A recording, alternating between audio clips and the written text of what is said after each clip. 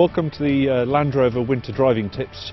We're here in Finland, which as you can see is there's lots of snow, -21. However, the tips that I'm going to go through apply back in the UK as well.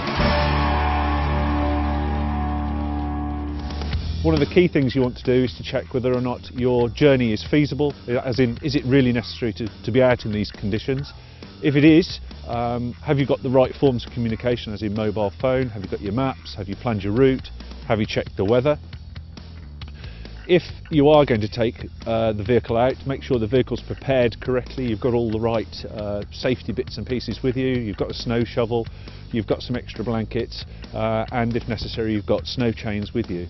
One of the key things that you might not anticipate is actually becoming stuck, and therefore you've got to be prepared at all times.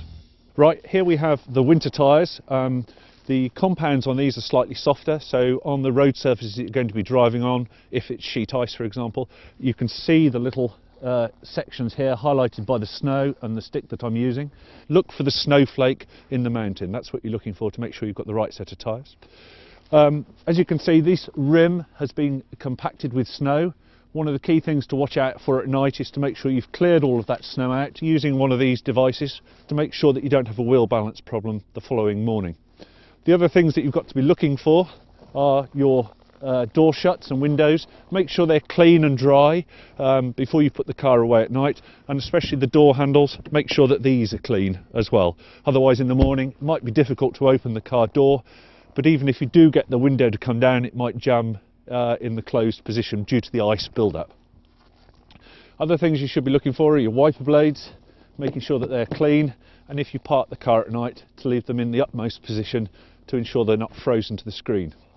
One of the other things that you need to be looking for is if you yourself need to be recovered, is where's your recovery point. Obviously you can check the manual, read in the manual. You've got one on the rear and on the front of the vehicle. The one on the front of the vehicle is just here. Make sure that if you are recovering, you're using the right type of rope to recover the vehicle, not a piece of baling twine, but something that will withstand the load that you're going to put into it. Very important, that factor. Okay, so at the back of the vehicle, as you can see, once we've been driving it this morning, we've got quite a bit of snow around, so make sure it's clean so you can actually see out the back, especially your number plate. The wiper is situated up here. Again, make sure that's clean so it can work in the morning.